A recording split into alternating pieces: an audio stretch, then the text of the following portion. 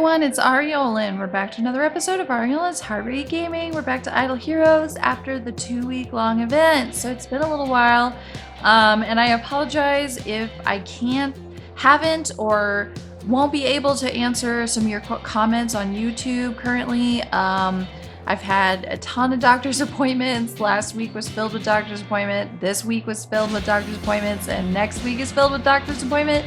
And then the week after that, I'm getting my wisdom teeth taken out. Yay! So, yeah, if I'm not answering your comments, I apologize. It's either because I'm passed out tired or I'm talking to some doctor about lab results. So, forgive me. But anyway, so we just got done with the special event they had with the penny Jack-in-the-Box thing, and now we're into the shop event and the mystery chest event. So we have Ormus's Wonder Book. Their pages, and they're scattered everywhere, so get them. And they're giving a shot at an Aida copy if you pay, or if you happen to have enough crystals already.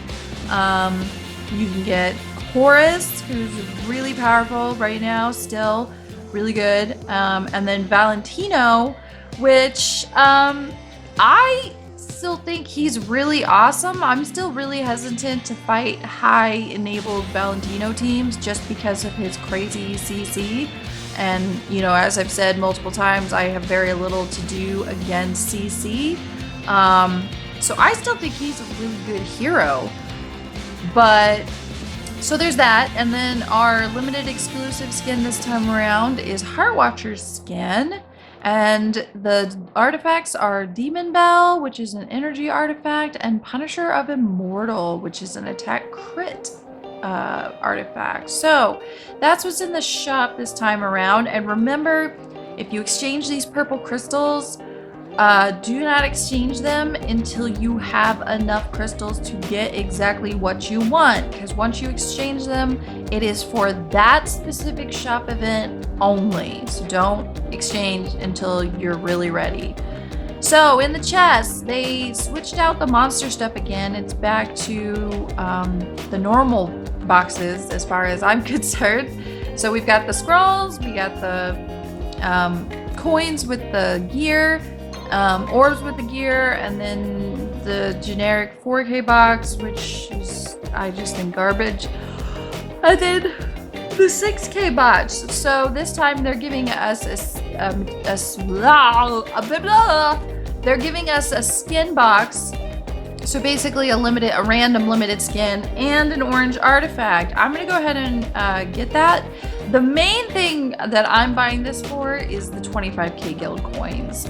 Guild coins, guild coins, guild coins. Need those guild coins. So that's the big selling point for me. Yeah, and then I'm definitely gonna try to get the orbs and the scrolls as the event progresses. I'll get more gems and I'll get those.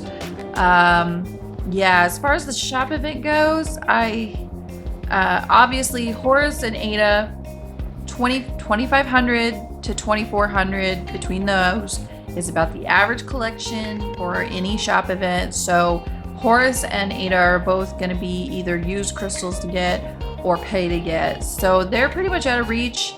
I'm probably just going to either do scrolls or orbs like I normally do. I could pick up that Valentino copy. I don't really have that many of him. No, I've only got 2 of him. Unless I've got one in here. Okay, I've got 1. So I've got 3 of him. I don't think he's bad, but I just don't know if that's what I should be putting my resources towards right now. So I'm probably going to be going orbs or scrolls. I'll have to see. Usually I do scrolls because they're harder to get enough of to complete the events, and you need so many. But I get so much more out of orbs, so I may do orbs this time around. I don't know. We'll just have to see at the end of it. I'm not sure what I'm gonna do. Oh, as for new stuff, we have Cthugha's Rework. I'm excited and also sad for this because I did have a Cthugha and I loved my Cthugha until he let me down tremendously. So now that they've reworked him, the changes are on his active skill. It does exactly the same thing except for the last part where it says max damage, detonate caps at 2000% attack.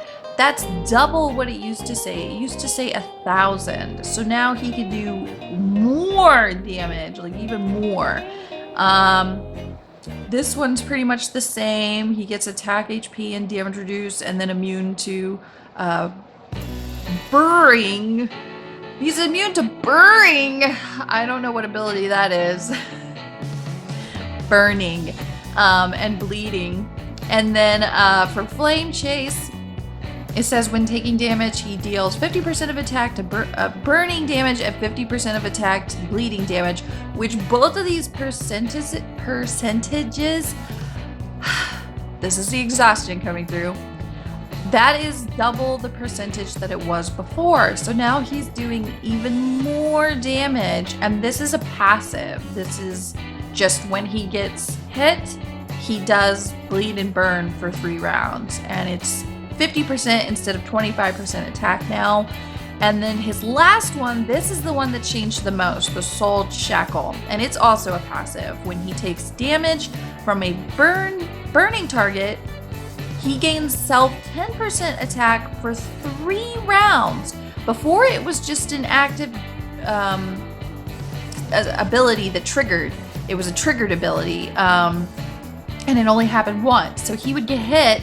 And before, this one healed his energy, and now it increases his attack, which, you know, in turn makes this do more, makes this do more, so it stacks. Like, that's good news, and it lasts for 3 rounds.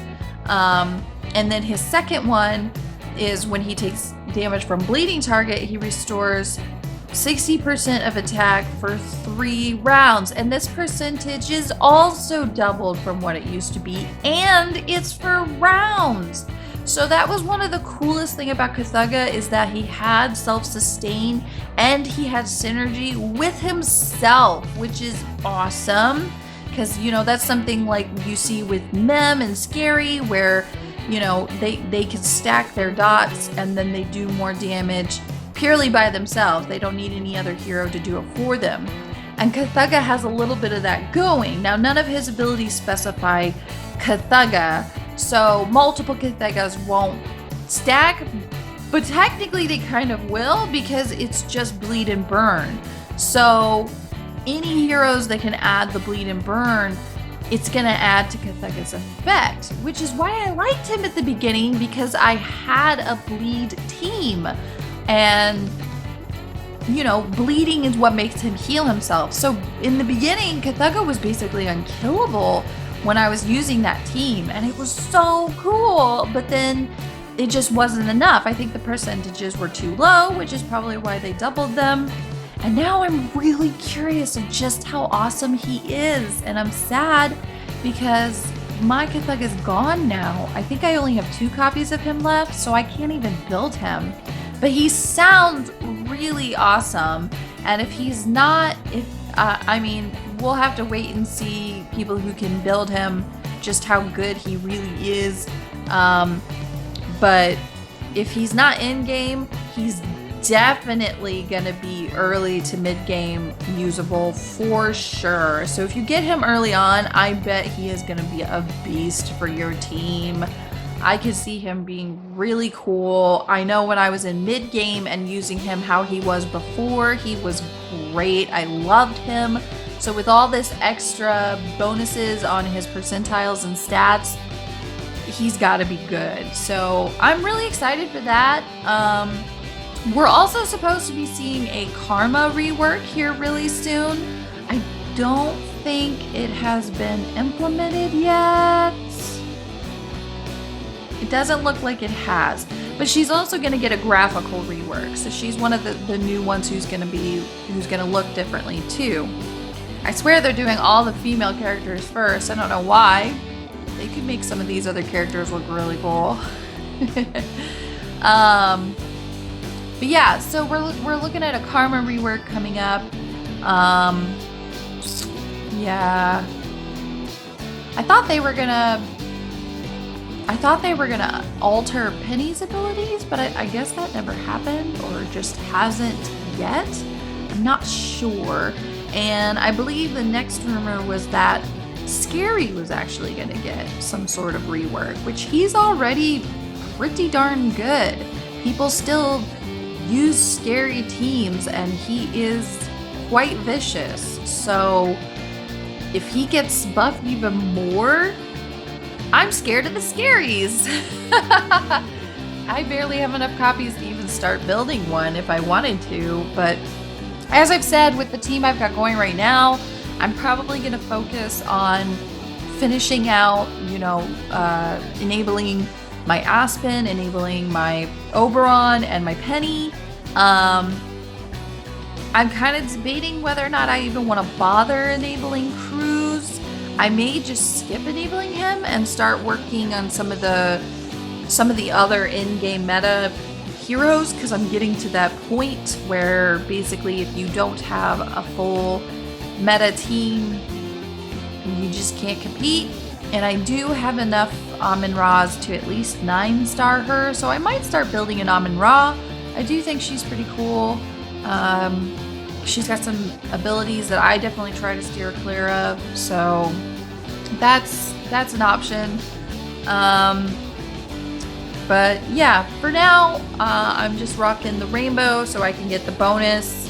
And as I've said in the past, it's much easier to build a rainbow team for a starter team, because then you're not worrying about like all this faction specific, fodder and stuff. It's spread out. So when you pull out your random, 5-star shards, and it gives you just a slew of randomness, it's not going to be useless for you.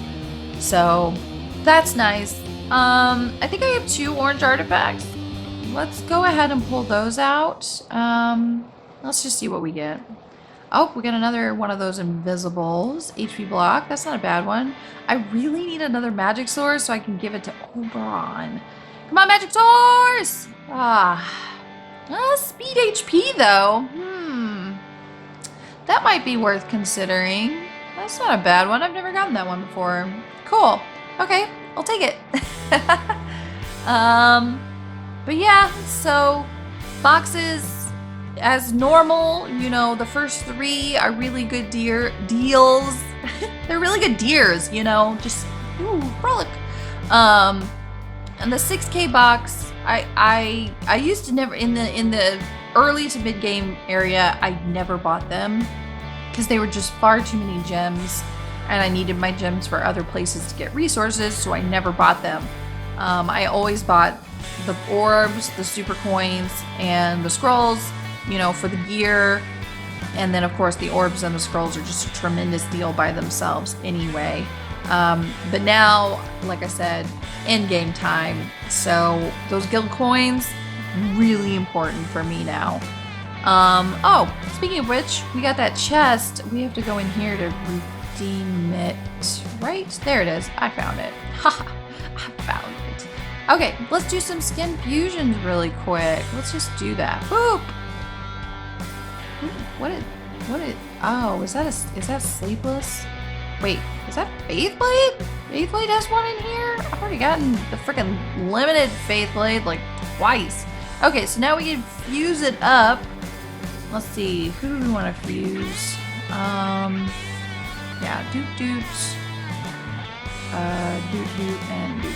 Go! What do I need? I need Aspen. Aspen! Oh, for frick's sake! Could you be more useless? Really? Man, I never get any of the good skins, but at least I can level up my other ones. Haha, yay! Depression. Yeah, so I've been working on my guild tech. I did get some of the second rings finally. I've got some anti-mage on my warriors, and I'm working on anti-warriors on my mage, because I feel like right now mages and warriors are kind of starting to dominate my server. You know, people who are running Horuses and Aspens and as modals, and then Mems and Valentinos and Aidas. So those are kind of the top dogs on my server right now. So I need to protect my mages and warriors so that they can out-survive theirs. I don't like odd numbers, so I don't go anywhere past odd numbers. I'm not weird, whatever. But yeah, so that's pretty much it for this event. If you need a reminder, just remember, in the shop event, the loot in the campaign caps collection at 10 hours. So make sure you come back and collect your stuff before the 10-hour mark, so that you can get the max number of pages possible and get those good resources. So, I mean, if you're still choosing heroes for your team and you haven't gotten a good fortress hero to put on your team, and you're working towards, you know, maybe a half fortress or a rainbow aura or just any good heroes, Valentino is totally solid. He is a totally solid choice if you're needing heroes. So no problem there. That's actually a very kind hero to have in the 2300 slot. I haven't seen him on the low slot since I started the game. Usually he's one of the high ones. But I still think he's totally viable and usable for a large percentage of the game. This is a long haul game, so you have to plan for all of the parts. But that's it for this event, I believe, and I think I've covered all of the most recent updates. Remember, just keep saving for the really big end of the year events. Usually there's the big Black Friday event, and then there's the Christmas and New Year's event. The Christmas event is usually a Heroic Scroll event, and the New Year's event is a Prophet Orb event. And last year, Christmas event was a new Dark Hero, which was Aspen, and New Year's event was a new Light Hero, which was Aida. So as you can see, those heroes have stayed very powerful for the whole year.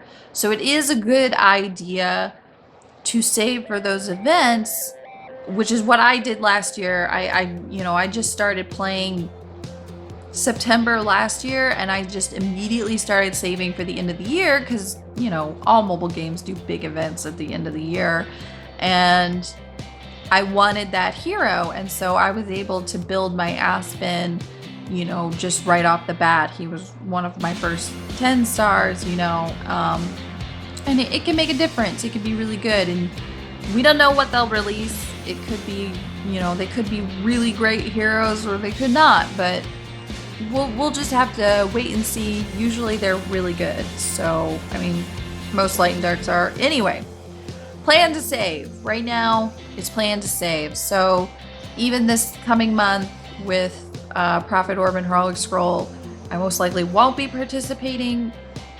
I say that.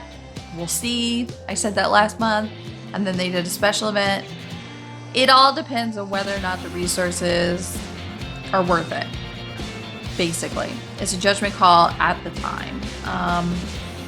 So we'll just have to see. But yep, that's where we're standing now. We're all waiting anxiously for the big events. So if you enjoyed, make sure you like, share, and subscribe, and I will see you next time. See ya!